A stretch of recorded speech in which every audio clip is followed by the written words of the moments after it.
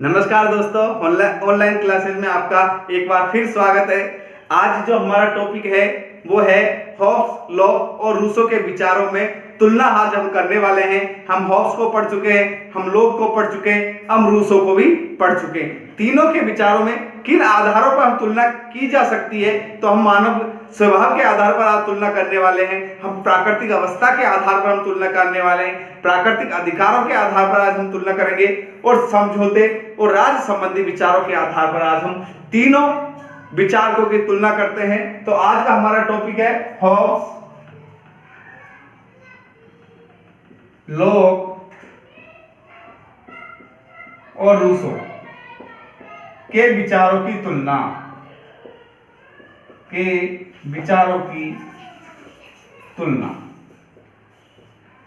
तो इनके विचारों की तुलना करते हैं। किन आधारों पर करेंगे? तो पहला हमारा पॉइंट रहेगा मानव स्वभाव। किन आधारों पर करेंगे हम? एक तो मानव स्वभाव के आधार पर करेंगे। किस पर? मानव स्वभाव। अब हम एक एक का मानव स्वभाव देखेंगे। पहले देखते हैं हॉब्स का, कि हॉब्स मानव स्वभाव संबंधी क्या धारणा रखता है। तो हॉब्स कहता है कि जो मानव होता है वो कैसा होता है? झगड़ालू होता है। क्या होता है? झगड़ालू होता है, असामाजिक होता है। कैसा होता है? असामाजिक होता है, झगड़ालू होता है, स्वार्थी होता है, धूर्त होता है। इस तरह का मानव स्वभाव पाया जाता है। तो हॉब्स क्या कहता है कि जो मानव स्वभाव है वो झगड़ालू है, असामाजिक है, वो समाज में रहना पसंद नहीं करता, स्वार्थ के वशीभूत है और धूर्त है। हमेशा स्वभाव से सीधा कहता है कि वो क्या है? स्वार्थी प्रवृत्ति का, हमेशा स्वार्थ में लिप्त रहता है। कौन कहता है? हॉब्स। जबकि लोक के क्या विचार है? लोक क्या कहता है मानव स्वभाव के संदर्भ में? तो लोक कहता है कि जो मानव स्वभाव है वो कैसा है? शांति प्रिय है। कैसा है? शांति प्रिय। बिल्कुल उलट इसके जवाब देता है। कहां झगड़ालू बताता है हॉब्स, और लोक क्या कहता है? लोक कहता है कि ये शांति प्रिय है, सहयोगी है, सहयोगी किस्म का है, एक दूसरे का सहयोग करने वाला है, सामाजिक है, असामाजिक नहीं है। बिल्कुल उल्टा। क्या है? सामाजिक है, शांति प्रिय है, सहयोगी है, सामाजिक है और विवेकशील है। क्या है? विवेकशील। क्या है? विवेकशील है। अब हम दो विचारकों के मानव स्वभाव पढ़ चुके हैं, हॉब्स के और लोक के। ये दोनों के विचार तो एक दूसरे से बिल्कुल मिलते ही नहीं है। लेकिन अगर हम बात करते हैं रूसो की, तो रूसो ने मध्यम मार्ग अपनाया। कौन सा? मध्यम मार्ग। मध्यम मार्ग कैसे अपनाया? तो वो क्या कहता है रूसो कि मनुष्य वास्तव में स्वभाव से भोला होता है। क्या होता है? भोला होता है स्वभाव से।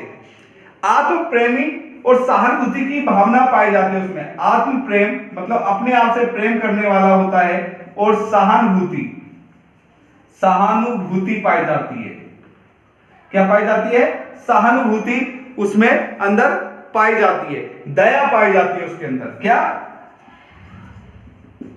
दया की भावना भी उसके अंदर होती है। लेकिन यहीं पर इतना कहते हुए भी इसके बावजूद कहता है कि जब कला और विज्ञान और जब विवेक का विकास हुआ, और इसके अंदर जैसे जैसे इसका विकास होता गया, इसमें उन संस्थाओं के कारण अर्थात संसार में पाप, भ्रष्टाचार और दुष्टता का आधार वो संस्थाएं हैं, वो कला और विज्ञान है। तो जैसे जैसे उनका विकास हुआ, इनकी प्रवृत्ति थोड़ी सी बदलती गई, और वो क्या? स्वार्थी होता गया, भ्रष्टाचारी होता गया, पापी होता गया। ये उसके अंदर दुर्गुण आने लगे। तो इसके जो वो है वो गुणों से गुण और अवगुण दोनों है इसके अंदर। अर्थात ये मध्यम मार्ग अपनाता है, और मध्यम मार्ग अपनाते हुए मानव स्वभाव की व्याख्या करता है रूसो। ये है तीनों के मानव स्वभाव संबंधी विचार। इस आधार पर हम इनकी तुलना कर सकते हैं। दूसरा आधार है प्राकृतिक अवस्था। दूसरा क्या आधार है जिस पर हम तुलना करेंगे? पहला आधार हमने देखा मानव स्वभाव और दूसरा आधार है प्राकृतिक अवस्था। देखते हैं प्राकृतिक अवस्था में तीनों क्या कहते हैं। प्राकृतिक अवस्था, देखिए प्राकृतिक अवस्था में सबसे पहले हॉब्स की बात करेंगे हम। हॉब्स की बात करेंगे प्राकृतिक अवस्था में, तो हॉब्स के अनुसार प्राकृतिक अवस्था कैसी थी? मत्स्य न्याय थी, है ना। मतलब कि छोटी मछली को बड़ी मछली खा जाती है, अर्थात शक्तिशाली व्यक्ति कमजोर व्यक्ति पर विजय प्राप्त करता है। शक्तिशाली की विजय, अर्थात जिसकी लाठी उसकी भैंस, जिसकी लाठी उसकी भैंस, यह प्रवृत्ति प्राकृतिक अवस्था की थी हॉब्स के अनुसार। अर्थात कोई उसका मित्र नहीं था, कोई इसका मित्र नहीं था। प्राकृतिक अवस्था किसी मत्स्य न्याय थी, कोई मित्र नहीं, कोई मित्र की आवश्यकता नहीं थी, ना कोई मित्र था। इसके अलावा कोई उनका रक्षक नहीं था, सब एक दूसरे का भक्षण करने की सोचते थे। युद्ध संघर्ष की स्थिति थी, युद्ध होता रहता था, संघर्ष होता रहता था। इस तरह की प्राकृतिक अवस्था का चित्रण करता है हॉब्स। इसी आधार पर लोक क्या कहता है, हम लोक की देखते हैं। दूसरी लोक के विचार देखते हैं हम प्राकृतिक अवस्था से संबंधित। तो लोक क्या कहता है? लोक के अनुसार शांति और सहयोग की अवस्था थी। शांति और सहयोग और प्राकृतिक नियमों से संचालित और नियंत्रित होती थी। तो अवस्था कैसी थी? शांति की। शांति, सहयोग और प्राकृतिक नियमों से चलने वाली, नियमों से नियंत्रित अवस्था बताता है। प्राकृतिक अवस्था को कैसी बताता है वो? कि शांति और सहयोग की थी, प्राकृतिक नियमों से नियंत्रित अवस्था थी लोक के अनुसार। वहीं रूसो क्या कहता है? रूसो कहता है कि जो प्राकृतिक अवस्था थी वो परम सुख की अवस्था थी। रूसो क्या कहता है? रूसो के भी प्राकृतिक अवस्था संबंधी विचार में ऊपर लिख देता हूं यहां पर। रूसो, हॉब्स पढ़ा, लोक पढ़ा, अब देखते हैं रूसो। रूसो के प्राकृतिक अवस्था संबंधी विचार में क्या कहता है कि प्राकृतिक जो अवस्था थी वो कैसी थी? परम सुख की थी। परम सुख, स्वर्णिम युग बताता है इसको। कैसे बताता है? स्वर्णिम युग की अवस्था बताता है। परम सुख की अवस्था थी, लोग स्वच्छंद थे, आराम से, परम सुख था, लोगों को कहीं भी किसी प्रकार का कष्ट नहीं था, शांति थी, शांति की अवस्था थी, परम सुख की अवस्था थी, शांति की अवस्था थी, स्वतंत्रता थी, आत्मनिर्भरता थी, स्वतंत्रता थी, आत्मनिर्भरता थी। लोग प्रकृति की गोद में रहते थे, प्रकृति की गोद में निवास करने वाले, जो उसका रहने वाला एक साधारण और भोला मनुष्य बताता है रूसो। ये परम सुख और एक गोल्डन टाइम था, वो एक स्वर्णिम युग था। लेकिन हॉब्स इसका बिल्कुल उल्टा, मत्स्य न्याय, शक्तिशाली की विजय, जिसकी लाठी उसकी भैंस बताता है। वहीं लोक और रूसो के कुछ विचार यहां पर मिलते हैं, शांति, सहयोग, प्राकृतिक नियमों से नियंत्रित अवस्था। यह है इनकी प्राकृतिक अवस्था। इस आधार पर हम इनकी तुलना कर सकते हैं। तीसरा जो आधार है वो क्या है? तीसरा आधार है प्राकृतिक अधिकार। तीसरा आधार है प्राकृतिक अधिकार। इन प्राकृतिक अधिकारों पे हम कह सकते हैं हॉब्स के अनुसार जिसकी लाठी उसकी भैंस, शक्तिशाली का कमजोरों पर शासन और 19 प्रकार के नियम प्रचलित थे। कितने प्रकार के? 19 प्रकार के नियम प्रचलित थे। और अधिकार के नाम पर जिसकी लाठी उसकी भैंस थी। क्या थी? जिसकी लाठी उसकी भैंस वाली स्थिति अधिकार के नाम पर थी। शक्तिशाली की विजय, अर्थात शक्तिशाली ही अधिकार युक्त था। यह स्थिति थी। प्राकृतिक अधिकार कहां से होंगे, जब शक्तिशाली की विजय वाली बात थी। लेकिन जहां ये हॉब्स के इस तरह के विचार है, वहीं अगर हम बात करते हैं लोक की, ये हॉब्स के विचार है प्राकृतिक अधिकार संबंधी, लोक अधिकारों की बात करता है कि जो प्राकृतिक अधिकारों से लोग प्राकृतिक अधिकार मिले हुए थे, अधिकार थे लोगों के पास, कौन कौन से थे उनकी बात हम करें तो स्वतंत्रता, प्राकृतिक अधिकार थे लोगों के पास, स्वतंत्रता के, जीवन के और संपत्ति के। ये 3 अधिकार मौजूद थे और इन्हीं के अधिकारों में बहुत सारे अधिकार और सम्मिलित थे। इस तरह प्राकृतिक अधिकारों की बात लोक कहता है। लेकिन रूसो कहता है कि स्वतंत्रता थी। सिर्फ क्या थी? रूसो क्या कहता है? स्वतंत्रता थी। अधिकार कौन सा था? स्वतंत्रता का अधिकार था। अब इस स्वतंत्रता के अधिकार में ही संपन्न अधिकारों का समावेश और युक्त मानता है। वो स्वतंत्रता के अधिकार को ही सभी अधिकारों को युक्त मानता है। किसके अंदर? स्वतंत्रता के अधिकार में ही वो युक्त मानता है। तो ये उनके प्राकृतिक अधिकारों के आधार पर भी हम उनकी तुलना कर सकते हैं, हॉब्स लोग रूसो की। अब देखते हैं हम समझौते के आधार पर क्या है, समझौते के आधार पर क्या तुलना की जा सकती है। समझौते के आधार पर समझौता,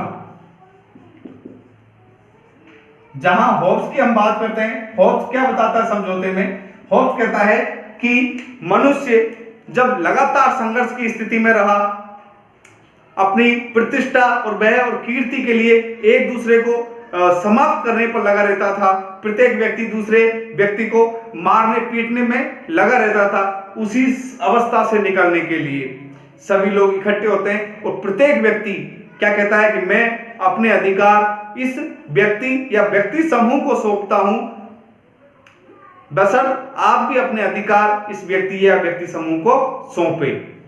केवल आत्मरक्षा का अधिकार वो नहीं सौंपता, बाकी की सब अधिकार वो उस व्यक्ति और उस व्यक्ति समूह को सौंप देता है। किसके अनुसार? हॉब्स के अनुसार।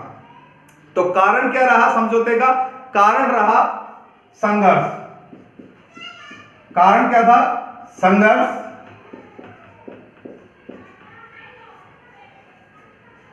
संघर्ष की स्थिति थी। किसके कारण था संघर्ष? प्रतिष्ठा, भय और कीर्ति के कारण। क्या प्राप्त करने चाहते थे? प्रतिष्ठा, है ना, प्रतिष्ठा प्राप्त करने के लिए। इसके अलावा भय से वो एक दूसरे को क्या करते थे? मारते पीटते थे। संघर्ष की अवस्था थी। उस संघर्ष से निकलने के लिए समझौता होता है हॉब्स के अनुसार। और सभी लोग क्या कहते हैं कि मैं अपने अधिकार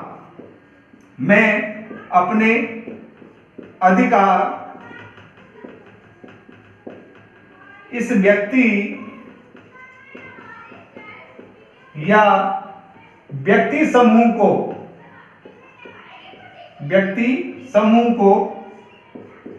सौंपता हूं। मैं अपने अधिकार इस व्यक्ति या व्यक्ति समूह को सौंपता हूं, बशर्ते आप भी अपने अधिकार, बशर्ते आप भी अपने अधिकार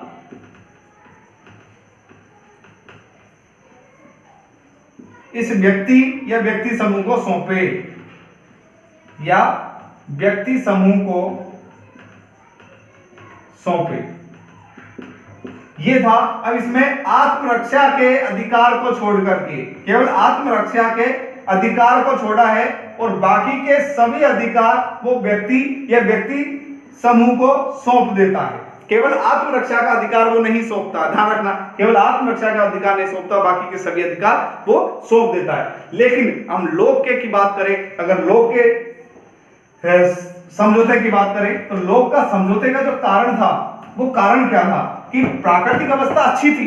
लोक क्या कह रहा है कि प्राकृतिक अवस्था अच्छी थी, सब कुछ सही था, शांति सहयोग की अवस्था थी, नियमों से संचालित होती थी, लेकिन इन नियमों की स्पष्ट व्याख्या नहीं थी। क्या नहीं थी? नियमों की स्पष्ट व्याख्या नहीं थी। नियमों की समझौते के कारण देख रहे हैं यहां पर हम, कारण क्या है, इस नियमों की स्पष्ट व्याख्या नहीं थी, व्याख्या नहीं। लेकिन वहां होब्स के में ऐसा नहीं था, नियम वाली कोई बात ही नहीं थी। होब्स में तो मत्स्य न्याय था, इस कारण से होब्स में तो शक्तिशाली विजय था, भयानक स्थिति थी, लेकिन यहां नहीं थी। यहां पर केवल स्पष्टों की व्याख्या नहीं थी, इसके अलावा कोई दंड शक्ति नहीं थी, दंड शक्ति भी नहीं थी, प्रशासनिक और वैधानिक कार्य की शक्ति भी नहीं थी, वैधानिक और प्रशासनिक शक्ति भी नहीं थी, प्रशासनिक कार्य करने वाली कोई संस्था नहीं थी। संस्था का अभाव, इन संस्था के अभाव के कारण, इन अभाव की पूर्ति के लिए एक समझौता किया गया। इनको प्राकृतिक नियमों को अस्पष्ट है, उन्हें लागू करने के लिए, दंड शक्ति को शक्तिशाली बनाने के लिए, उसे लागू करने के लिए एक समझौता हुआ। और समझौते के तहत एक समझौता होता है और जिसमें एक नागरिक समाज की स्थापना की जाती है। किसकी की जाती है? नागरिक समाज की स्थापना की जाती है। और ये नागरिक समाज को वैधानिक शक्ति प्राप्त होती है और ये नागरिक समाज एक शासक को नियुक्त करता है जो इन सब कार्यों को करे, जो इन सब कार्यों को करे। तो यहां पर लोग केवल इनके अधिकार सौंपता है और कोई अधिकार उस संस्था को नहीं सौंपता, केवल नियमों को स्पष्ट व्याख्या का अधिकार सौंपता है, दंड शक्ति के और वैधानिक प्रशासनिक कार्य के अधिकारों को ही सौंपता है, बाकी के कोई भी अधिकार लोग इस सामाजिक समझौते के अंदर नहीं सौंपता है। अब हम बात करते हैं रूसों का। रूसों का सामाजिक समझौते का कारण क्या था? रूसों का जो मनुष्य था वो भोला था, अच्छा था, सुखपूर्वक रहने वाला था, सुख की कामना करने वाला था। लेकिन जब कला और विज्ञान और संस्थाओं की उन्नति हुई, विवेक ने जन्म लिया, तो वहां पर संपत्ति का उदय हुआ। किसका उदय हुआ? संपत्ति का। और ये निजी संपत्ति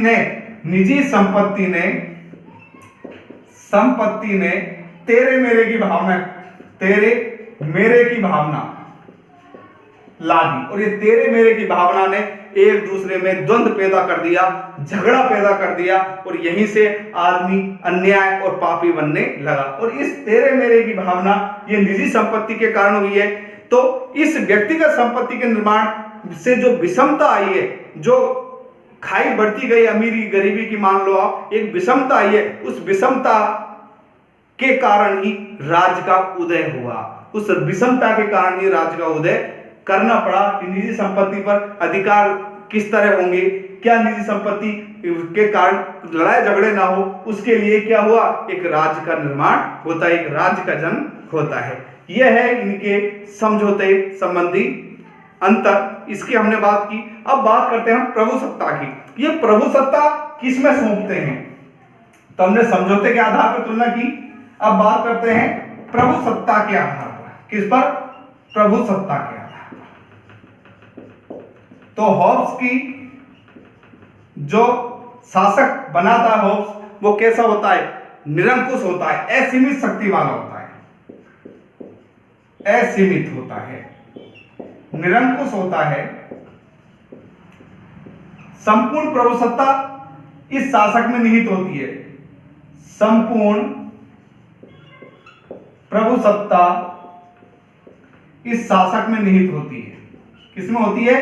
शासक में होती है। संपूर्ण प्रभुसत्ता किसमें होती है? इस शासक के अंदर होती है। वो चर्च से भी ऊपर है, वो धर्म से भी ऊपर है, वो सभी चीजों से ऊपर है। तो होब्स के अनुसार प्रभुसत्ता असीमित, निरंकुश, संपूर्ण प्रभुसत्ता शासक में होती है और वो चर्च से भी ऊपर है। वो किससे?